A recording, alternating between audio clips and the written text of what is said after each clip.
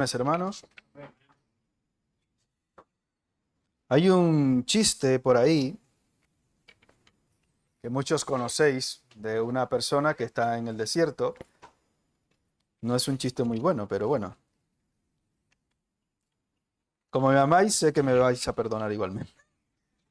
Pero bueno, el chiste es este. Van por el desierto y la aguja del combustible obviamente se le acaba.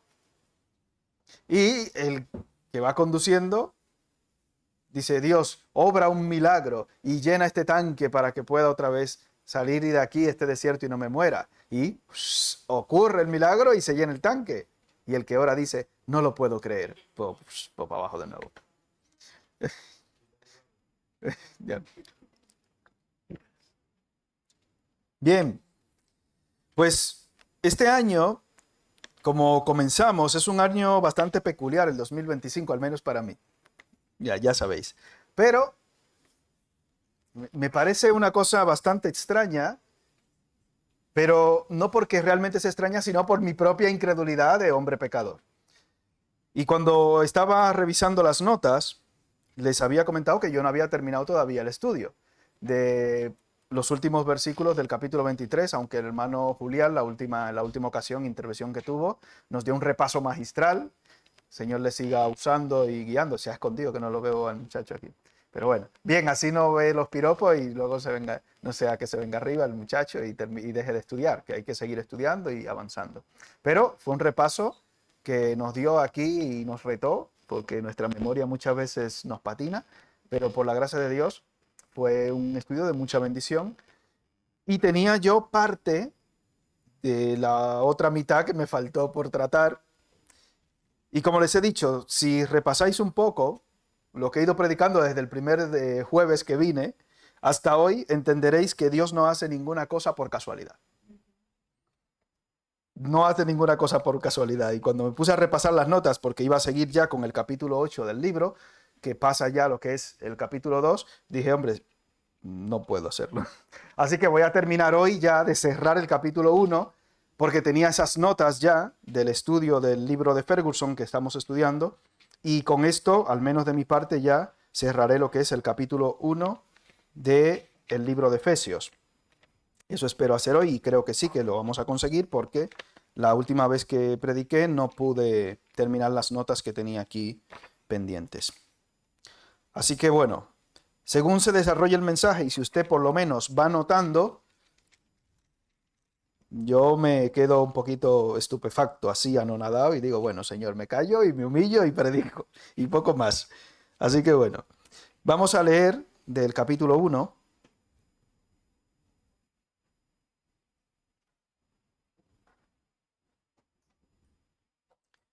Los versículos del 15 al 23, pero en este caso lo que vamos a intentar es cerrar ya los últimos versículos. Pero para que tengamos la idea general, del 15 al 23 leemos. ¿Lo tenemos?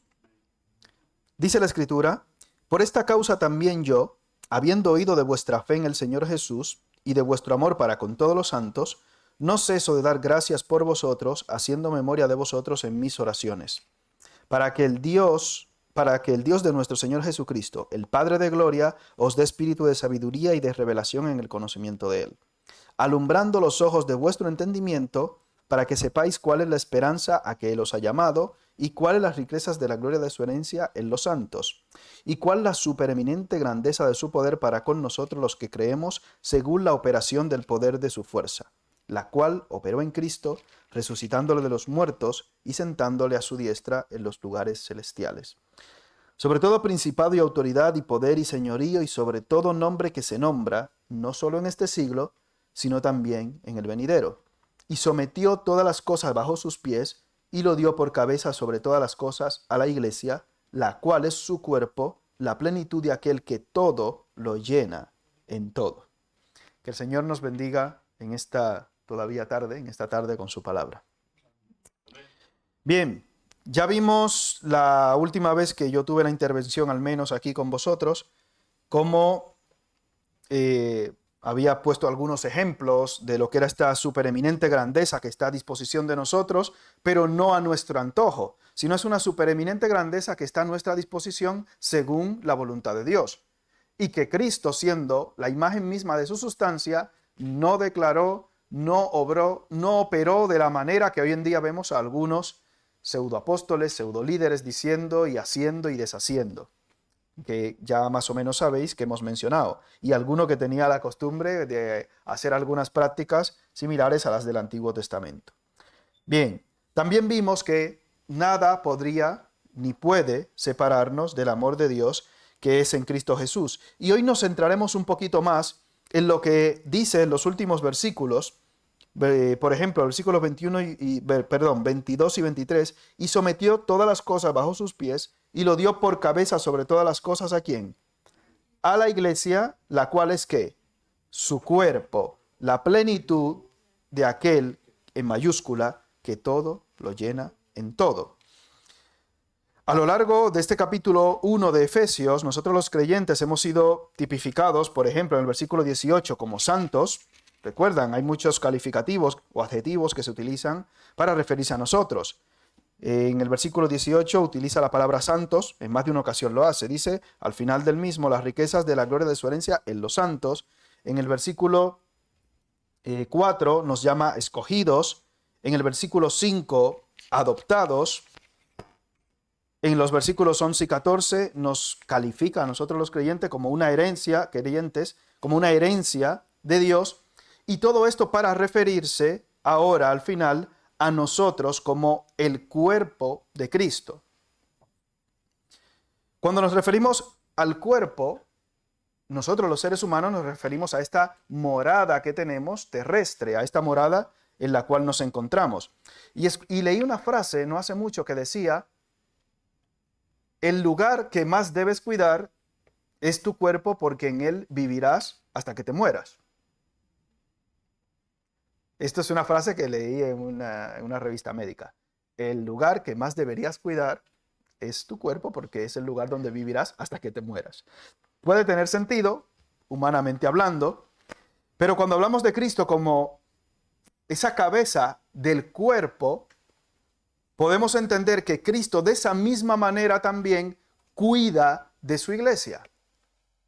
Y eso lo veremos más adelante en lo que es el desarrollo de la Escritura. Si vamos, por ejemplo, a recordar lo que dice la Escritura en el caso de Saulo todavía, cuando estaba persiguiendo o iba en ese afán de persecución, de prisión y de muerte contra los cristianos hacia Damasco, ¿quién se le aparece? ¿Recuerdan? ¿Y qué le dice? Saulo, Saulo, ¿por qué persigues a los cristianos? Entendemos la relación personal que realmente tiene Jesús con su iglesia, que somos nosotros. ¿Realmente estaba persiguiendo a Jesús? Físicamente hablando. No. Pero cualquiera que haga algo contra ti o a favor de ti, lo está haciendo contra Jesús o a favor de Jesús. ¿Recuerdan cuando Él pone a unos a un lado y al otro y le dice, malditos vosotros de mi Padre porque estuve en la cárcel y no me disteis, no me visitasteis, tuve hambre y no me disteis de comer, etcétera? Y le dice, Señor, pero nunca te vimos así. ¿Y qué le dice el Señor? En cuanto no lo hicisteis o lo hicisteis a unos de estos mis hermanos, a mí lo hicisteis. Cualquier cosa que se refiera a la iglesia de Cristo es un asunto personal contra Cristo o en favor de Cristo, porque cualquiera que diera un vaso de agua a uno de estos pequeños que creen en mí, por cuanto es discípulo, de cierto os digo que no perderá su recompensa. Por eso la iglesia es algo, y como estructura, como institución, tan importante, porque es el cuerpo mismo de Jesús. Fíjate el cuidado que Él tiene por su iglesia, y si vemos en Efesios capítulo 5, aquí mismo, versículos 28 y 29, vemos esta analogía que el apóstol Pablo hace entre lo que es el matrimonio y la relación de Cristo y la iglesia. Efesios 5, 28 y 29.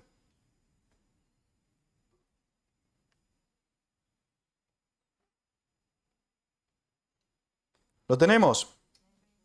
Así también los maridos deben amar a sus mujeres como a sus mismos cuerpos. El que ama a su mujer, a sí mismo se ama. Porque nadie aborreció jamás a su propia carne, sino que la sustenta y la cuida, como también que Cristo a la iglesia. Cristo entonces ama a la iglesia, la sustenta y también la cuida. Y la iglesia somos nosotros. ¿Qué cosa más interesante? Cristo cuida de su cuerpo. Sustenta y cuida el cuerpo. Está pendiente de su cuerpo. Y cuando nosotros entendemos hasta cierto punto eso, yo creo que muchas veces no tomamos esto en cuenta porque hay algunas acciones dentro de la iglesia que yo entiendo que las hacemos sin tomar en cuenta que las estamos haciendo directamente no contra una persona, contra un hermano o una hermana, sino contra Cristo mismo. A Saulo él no le dice, ¿por qué haces esto contra aquel o contra cuál? ¿Por qué me? Es algo personal conmigo. Si vamos a Mateo 18, versículo 7, algo que tratamos también el domingo, que a mí de las notas me ha sorprendido, digo, wow, el Señor me sigue sorprendiendo constantemente. Mateo 18, 7. Esto no es que esto lo tenía yo escrito de hace tiempo en las notas. Lo tenemos. Hay del mundo por los tropiezos, porque es necesario que vengan tropiezos, pero hay de aquel hombre por quien viene el tropiezo. El tropiezo es contra la iglesia, ¿eh? Porque a cualquiera que se le haga, pues eso es reflejo de la iglesia. Y decíamos que tropiezo no es sinónimo de ¿qué? De caída. No son sinónimos. Lucas 17, 1 al 5.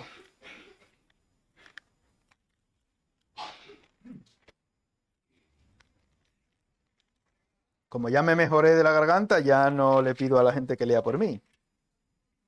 Así que la oración eficaz del justo puede mucho, como me decía uno. ¿Y quién fue el que oró? Porque aquí somos muy malos todos. Dice, bueno, busca ver quién es el que... Lucas 17 del 1 al 5. Lo tenemos. Dijo Jesús a sus discípulos, imposible es que no vengan ¿qué? Tropiezos. Mas hay de aquel por quien vienen. Mejor le fuera que se le atase al cuello una piedra de molino y se la arrojase en el mar, que hacer tropezar a uno de estos pequeñitos. Mirad por vosotros mismos. Si tu hermano pecare contra ti, repréndele. Y si se arrepiente, perdónale.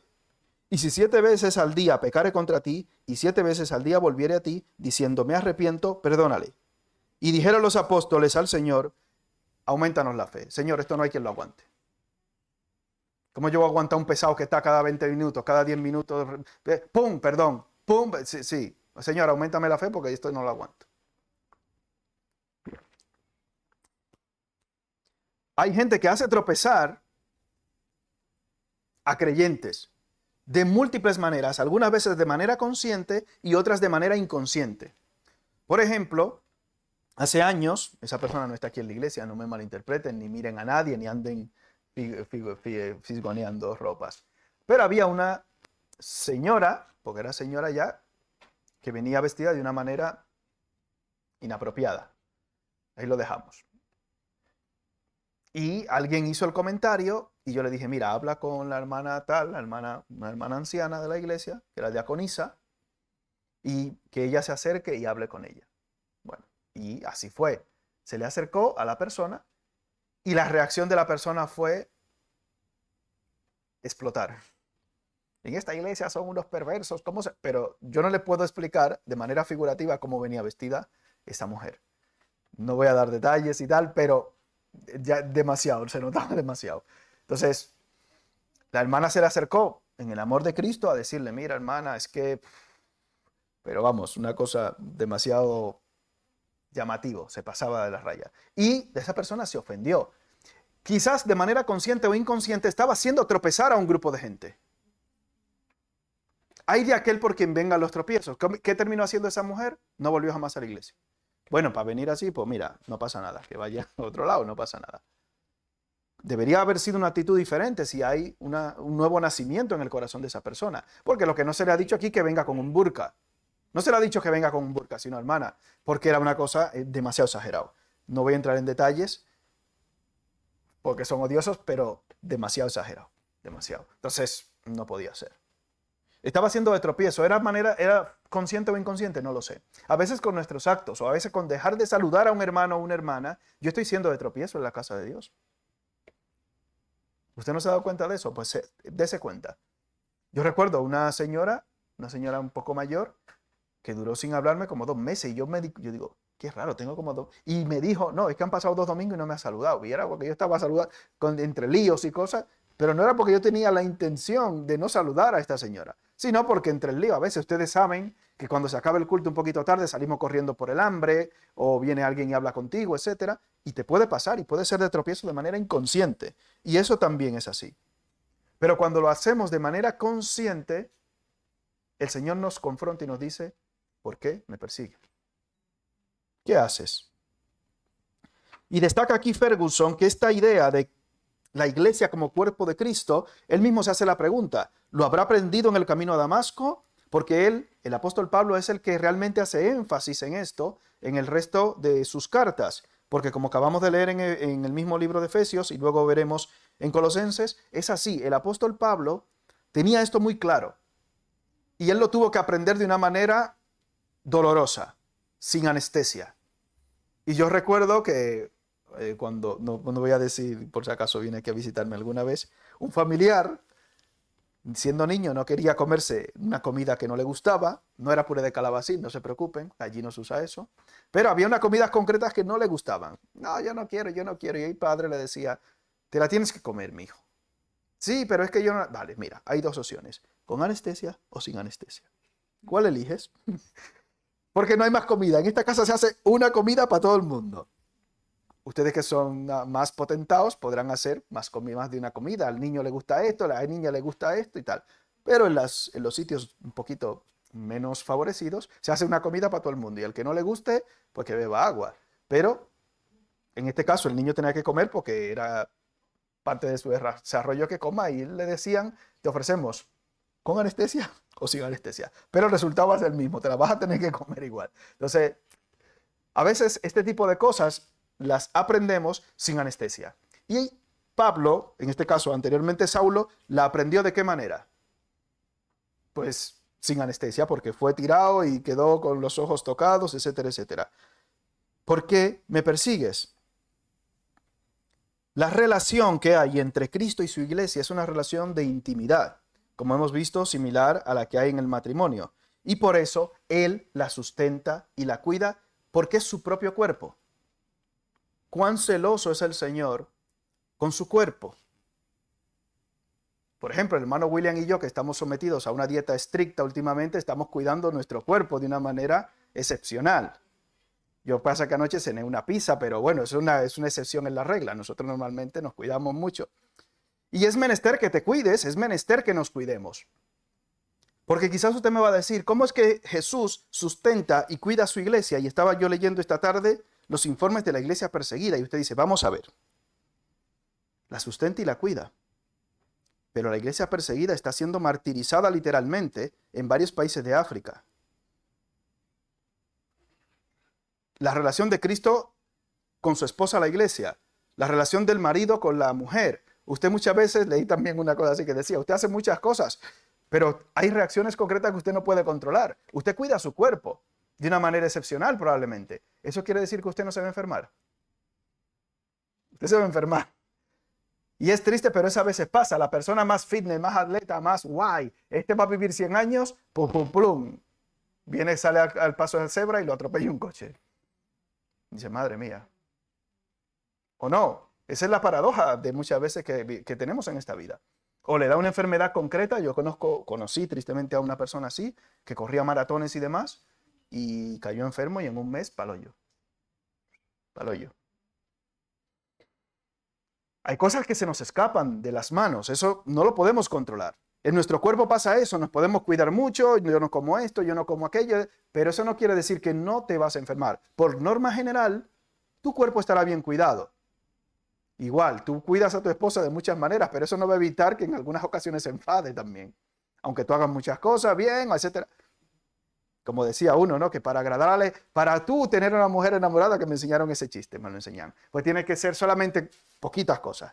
carpintero, albañil, amoroso, cariñoso, no sé qué. Y da una lista como de 36 de cosas. No sé si lo habéis visto ese chiste, ¿no? Sí. ¿Tú cuántas cumples de esas, por lo menos? Déjalo ahí, man. Pero entonces dice, bueno, solamente cumpliendo esas, eso, todas, ya los. Bien. El que tenga el chiste que se lo mande a la hermana.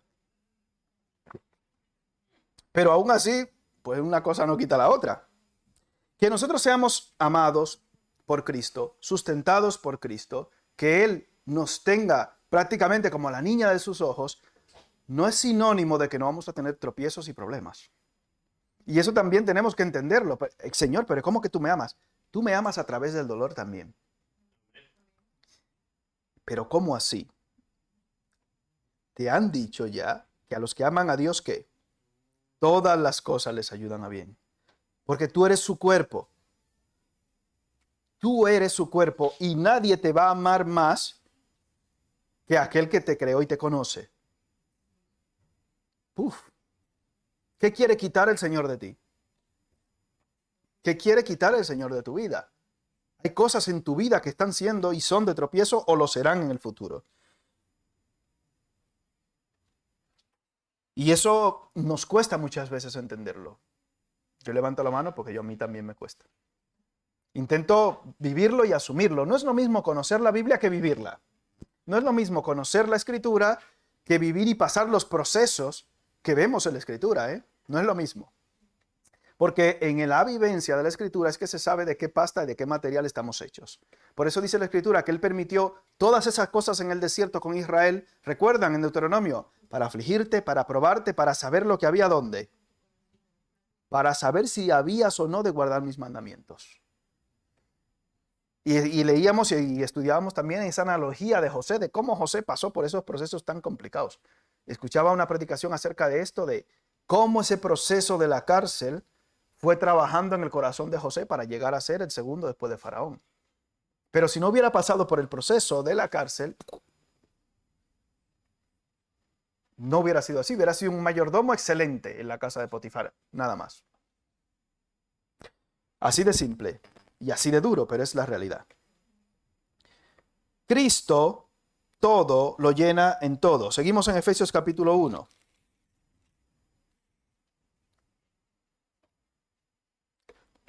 Nosotros como un cuerpo que somos en Cristo, recuerdan, si hablamos del apóstol Pablo y de Corintios, dice que uno es ojo, otro es mano, otro es etcétera, etcétera, etcétera. Nosotros como cuerpo de Cristo nos necesitamos los unos a los otros. Pero sujetos a la cabeza, que es Cristo. No, me decía un hermano, es que yo no sé qué hacer en la iglesia. No, con tú estar ya es suficiente. Si no puedes hacer algo o no sabes hacer algo en un momento determinado, por lo menos no faltes. Porque tu presencia es muy probable que sea de ánimo a otra persona. Y quizás te pregunta algo, te saluda de una manera y dice, qué cariñoso, qué cariñosa así está.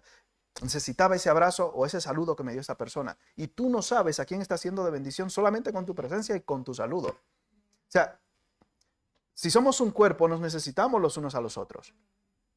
Y si yo falto, sin motivos justificados, ¿qué estoy diciendo con esto? Hay una parte de mi cuerpo que sobra.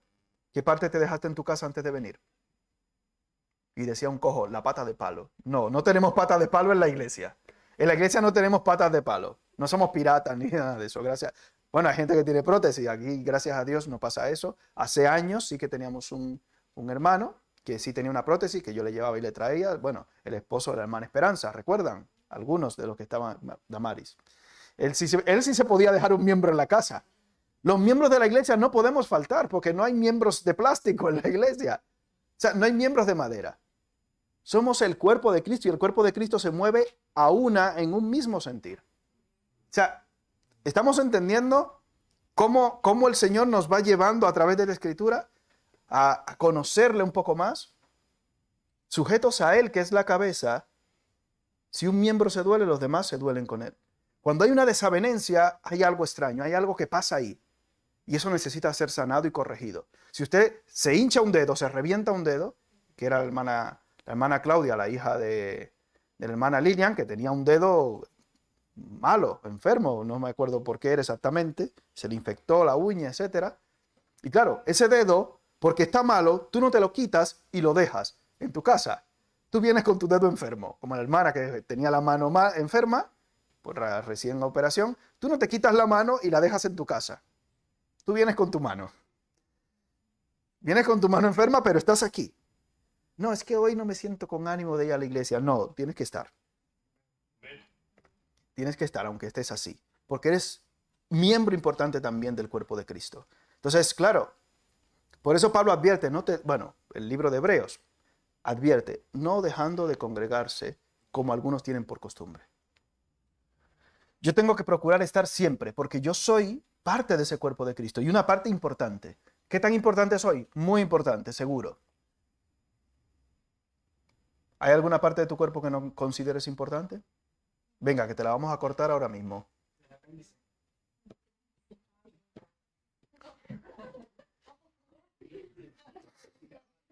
Te lo cortamos ahora mismo, el apéndice. No funciona para absolutamente nada. Antes tenía una función. La cinta. Amén. Antes tenía una función, vale. Bien, muchacho, el apéndice de la iglesia, aquí está. Muy bien. Mira, ahí lo has pillado, el apéndice. Pero lo que él dice médicamente no es así. Médicamente no es así. El apéndice, ya que me ha obligado a hablar de medicina, tiene unos llamados folículos linfoides. Y esos folículos linfoides también producen células que son de tipo inmunitaria. Igual se creía antes de las amígdalas, por eso a todos los niños les sacaban las amígdalas. Venga, ¿tiene infección de garganta? Vuélale las amígdalas. No, eso tiene una función de acumular células también de reserva, células de memoria, células B, células T, etc. Entonces, el apéndice tiene parte de esa función en el intestino porque es el ilion terminal y lo que es el intestino grueso y delgado, tienen mucha función de ir depurando todas las guarrerías que comemos. Bueno, nosotros no, los que estamos a dieta no comemos cosas raras, pero la gente de a pie que come cosas curiosas, pues necesita ir depurando todo esto. Y parte de esa función del apéndice, con esos folículos linfoides, tiene que ver con emitir y transportar células de inmunidad. No es un órgano inmunitario espectacular, pero funciona dentro de lo que cabe. Que te lo quitan, no pasa nada. Si te quitan un brazo, vives también, ¿no? Pero es importante, ¿a que sí? Vale, bien. Y si se te reviente el apéndice, puede tener problemas. Y si te sale un tumor de apéndice, también. O sea, el apéndice quizás no es el órgano espectacular, pero te mata muy chungamente. O sea, parece que no, pero la puedes liar. O sea, que imagínate tú un miembro medio cojo y medio tal, la puedes liar muy gorda. Mira, una clase de apéndice que he dado, sin querer. Amén. Amén. No, no, sí que es así, que es así. Bien. Si continuamos, vemos que Cristo todo lo llena en todo. Versículo 22. Y sometió todas las cosas bajo sus pies y lo dio por cabeza sobre todas las cosas, como hemos dicho a la iglesia, la cual es su cuerpo, la plenitud de aquel, gracias hermano, que todo lo llena en todo. Pero claro, cuando vemos en el versículo 22 que todo o todas las cosas han sido sometidas bajo sus pies, espero que también no se nos olvide que tú y yo también estamos ahí abajo, ¿no? Como iglesia y cuerpo de Cristo. Todas las cosas, aquí no hay una excepción. Todas las cosas están bajo los pies y, por así decirlo, en la mano de nuestro Dios. Y por eso, como iglesia, aunque las cosas no vayan como nosotros esperamos en un momento concreto, debemos aprender forzosamente, por nuestra incredulidad, a descansar en Dios. Es así. Debemos aprender a descansar en Dios. Y si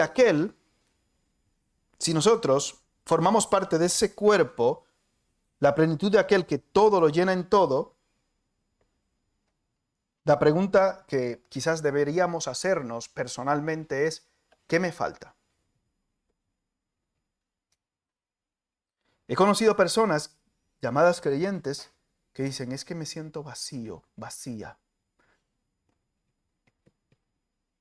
Creyente que se siente vacío, vacía. Creo que más en mujeres que en hombres he escuchado esta frase. Se siente vacía. Colosenses capítulo 2, versículos 9 y 10.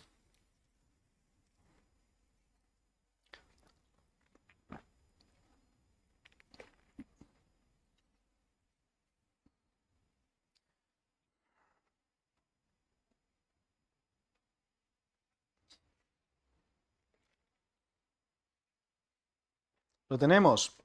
Colosenses 2, 9 y 10. Porque en Él, en Cristo, habita corporalmente ¿qué? Toda la plenitud de la deidad. ¿Tú tienes a Cristo? ¿Tú tienes a Cristo habitando en tu corazón? Pues entonces, si tú tienes a Cristo habitando en tu corazón, se aplica a ti el versículo 10. Y vosotros estáis ¿cómo?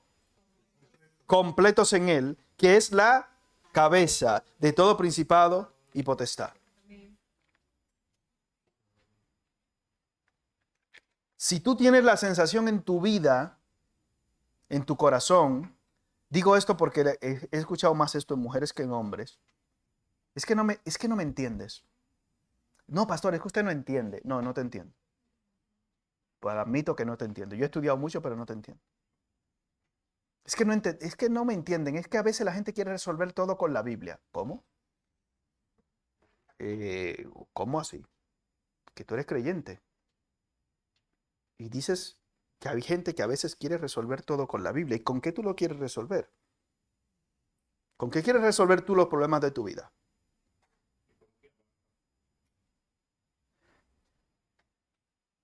Vamos a ver con qué quieres tú resolver los problemas de tu vida. Porque aquí estamos hablando de que vosotros estáis completos. Y la idea de plenitud, o sea, de algo completo, la figura geométrica que se utiliza para representar algo completo es el círculo. No hace falta nada más. Pero la clave es, tú estás completo o completa, pero si estás en Él. Si Cristo no está en ti o tú no estás en Cristo, es obvio que falta algo en tu vida. Es algo que es obvio que vas a tener sensación de vacío, de incomodidad, falta de bienestar. Es que no sé, es que me siento muy mal. ¿Por qué? Pues no lo sé.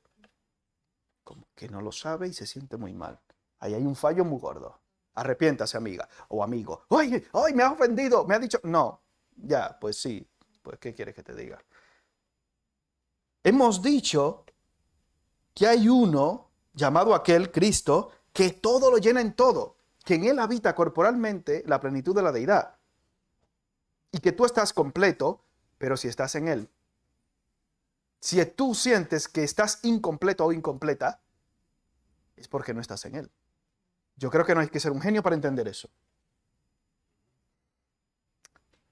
Pero como la Biblia dice cosas que a mí no me gustan, yo las toreo o las meto debajo de la alfombra. No quiere decir, hermano o hermana, que todo en tu vida va sobre ruedas y está todo espectacular y que yo no voy a hacer nada ni me voy a esforzar. No. Contentos con lo que tenéis cuando. Ahora, porque Él dijo, no os dejaré ni desampararé. Por tanto, puedo decir, el Señor es mi ayudador, dice Pedro, no temeré lo que me pueda hacer el hombre. Contentos con lo que tenéis ahora, dice Pablo, sé vivir humildemente y sé tener abundancia. En todo y con todo he sido enseñado, así como para tener abundancia como para tener necesidad. Todo lo puedo en Cristo que me fortalece. Que es el versículo con el que nos quedamos de Filipenses normalmente. Pero los versículos anteriores no. Porque cuando habla de que puede haber escasez, dice, no, ese no me interesa, ese lo quito. Él todo lo llena en todo. No hay ninguna área de tu vida en la cual el Señor no sea rey. Siempre y cuando tú estés en Él. Porque vosotros estáis completos, pero en Él. Entonces, cualquier persona que se llame hermano o hermana en Cristo, que no se sienta completo o completa, que no se sienta pleno o plena,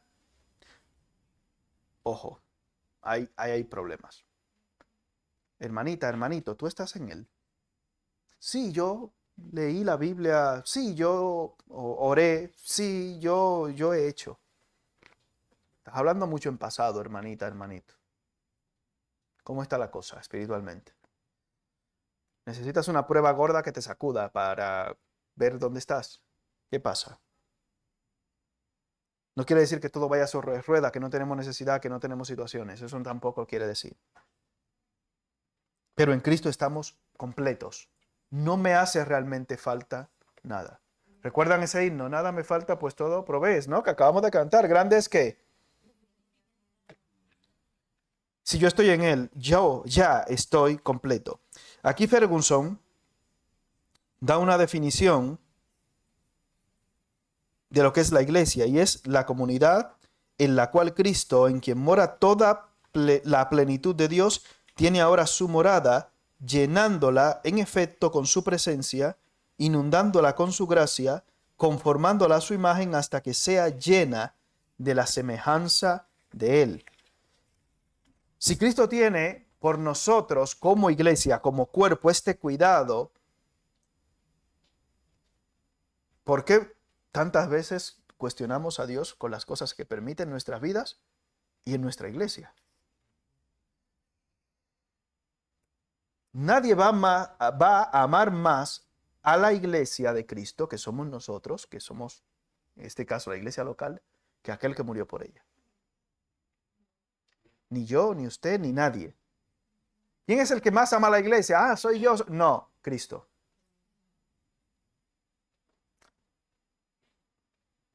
Y es necesario que nuestros ojos sean abiertos al respecto de estas cosas, hermanos. Y yo creo que muchas de las cosas que han venido pasando en este año para nosotros, en particular y en general como iglesia, como cuerpo de Cristo, les he confesado públicamente que me han hecho sentir muy orgulloso de vosotros como iglesia, de cómo el Señor ha trabajado particularmente en vuestros corazones y en el mismo sentir que ha ido trabajando como iglesia. Y al repasar esto he dicho, wow, Señor. Y termina aquí Ferguson, por ejemplo, diciendo en el final de este capítulo 7, que Dios abra nuestros ojos para ver. Vamos a concluir con el Salmo 119, versículos 17 y 18. Salmo 119, versículos 17 y 18.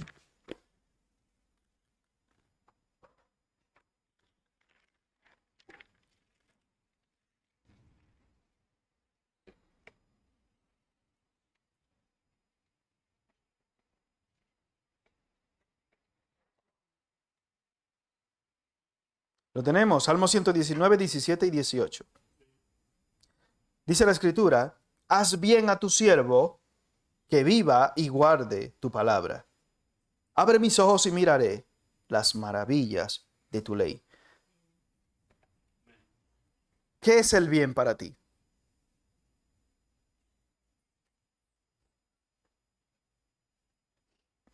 No solo guardar la palabra, sino vivirla. Haz bien a tu siervo, que viva y guarde. Esto va de la mano, como hemos dicho desde el principio. Guardar la palabra de Dios está bien, gloria a Dios, pero si no la vives está incompleta. Obviamente, si no vives la Escritura, estás incompleto como creyente. Y la pregunta es, ¿eres creyente? ¿O es creyente esa persona? Que era lo que nos llevaba también a preguntarnos lo que estuvimos mirando aquí en Colosenses. Cuando no te sientes pleno o completo, no quiere decir que no estés esforzándote por hacer las cosas, por conseguir un mejor trabajo, por terminar una carrera, por estudiar. No quiere decir esto. Estamos hablando de lo que es la plenitud del alma. Estamos hablando de eso en concreto, que es lo que muchas veces algunas personas manifiestan, tener esas faltas en su mente, en su corazón. En Cristo estamos llenos, completos. El bien es vivir y guardar la palabra de Dios, pero para esto nuestros ojos necesitan ser abiertos con las maravillas de la ley de Dios. Y eso también hemos estado tratando en los devocionales de los martes.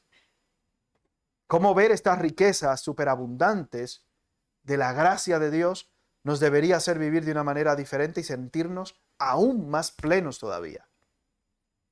¿Cuál es la clave? Pensar y reconocer en nuestra mente y en nuestro corazón si estamos en Él. El que dice que permanece en Él, dice Primera de Juan, debe andar como Él anduvo. Así que el Señor nos ayude a entender que si estamos en Él, estamos completos. Estamos plenos.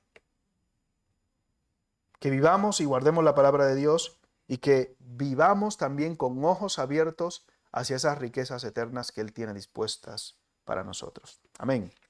Oramos.